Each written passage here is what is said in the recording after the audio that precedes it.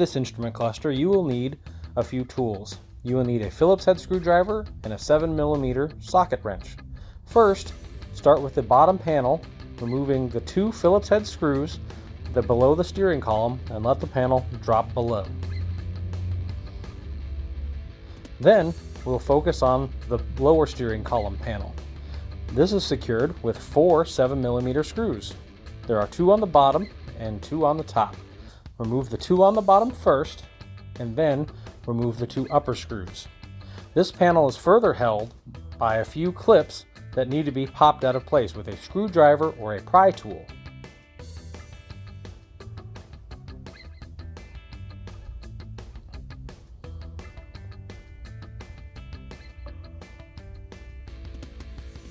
Remove the panel and set it aside. We will now remove the instrument cluster bezel. This is secured by 2 7mm screws on either side of the lower part of the panel and 2 Phillips head screws on the upper part of the panel. Remove the 2 lower screws and then remove the 2 upper screws with your Phillips head screwdriver.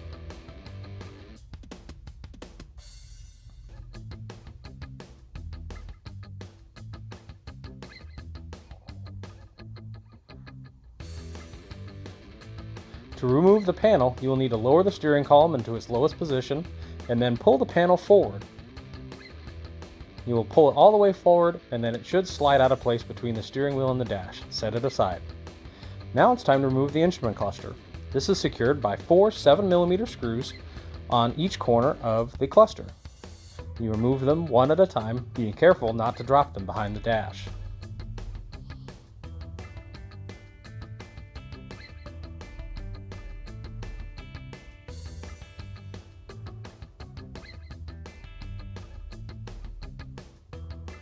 Once the screws are removed, the panel will slide forward and you will be able to unplug it. To unplug it, you will squeeze the connector and it will release. Installation is the reverse of removal. First, plug in the cluster and set it back into its slot. A magnetic screwdriver or nut driver is helpful to get the 7mm nuts back into, or the 7mm screws back in position.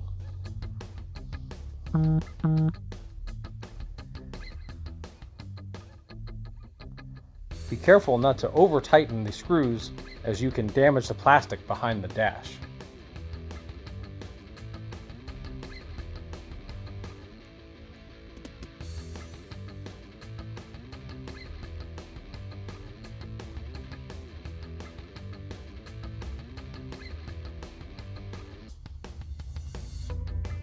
Now it's time to reinstall the instrument cluster bezel. Slide it all the way down onto the column and tilt it forward and it should slot back into place.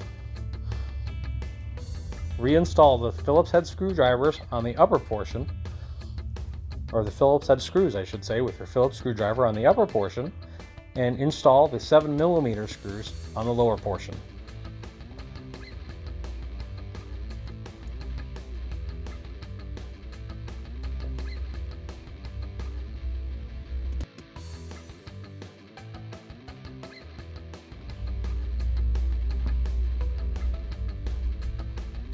Now it is time to install the lower steering column panel. Place it up against the dash and secure it with the clips by pushing on gently until the clips lock into place. Now you can secure it with the remaining 4 7mm screws. Remember, there are 2 on the top and 2 on the bottom.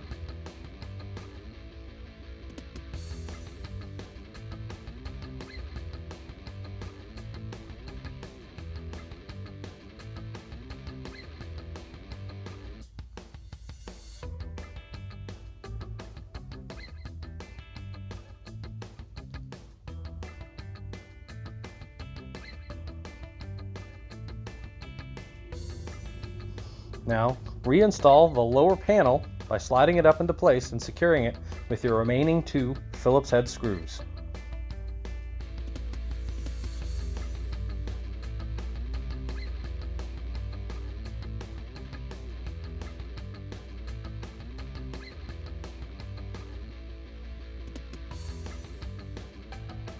Installation is now complete.